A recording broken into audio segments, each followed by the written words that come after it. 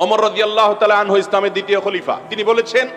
লা Hadza feel ইসলাম লিমান তারাকাস সালাহ, যে ব্যক্তি নামাজ পড়ে না, ইচ্ছাকৃত নামাজ ত্যাগ করে ঠান্ডা মাথায়,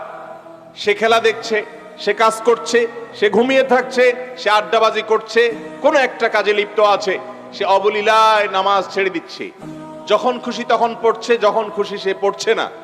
এই ব্যক্তি সম্পর্কে তিনি বলেছেন লা হাজ্জা ফিল ইসলাম, এই ব্যক্তির ইসলামে কোনো অংশ, কোনো হিস্সা, কোনো ভাগ, তার কোনো ইসলামে নাম গন্ধ কোনো কিছু নেই।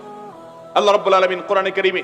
অমুসলিমদের সম্পর্কে বলতে গিয়ে বলেছেন ফাইন আকামুস সালাহ ওয়া আতাউজ যাকাহ ফাইখওয়ানুকুম ফিদ্দীন, যদি তারা নামাজ কায়েম করে, যাকাত দেয়, যদি যাকাত ফরজ হয়ে থাকে তারপর যদি যাকাত দেয়, তারপরে এই লোকগুলো তোমাদের ধর্মের ভাই অর্থাৎ মুসলমান ভাই। তার মানে যে ব্যক্তি ইচ্ছাকৃত অবলীলা ঠান্ডা মাথায় নামাজ ত্যাগ করে, সে নিজেকে ইমানদার বা মুসলমান দাবি করা নৈতিক অধিকার সে রাখে। নবী করিম সাল্লাল্লাহু আলাইহি সাল্লাম বলেছেন যে আল আহদুল্লাযী বাইনানা ওয়া বাইনাহুম, মুসলমানদের সাথে অমুসলমানদের যে পার্থক্য, যে পার্টিশন, যে পার্থক্যের দেয়াল এবং প্রাচীর আছে, যেটা দিয়ে আপনাকে অমুসলমান থেকে পার্থক্য করা যাবে, সেটা হলো নামাজ। নামাজ যে মুসলমান ত্যাগ করে, সে ব্যক্তি নিজেকে নামে মুসলমান বলতে পারে, সে ব্যক্তি প্রকৃত মুসলমান হতে পারে না।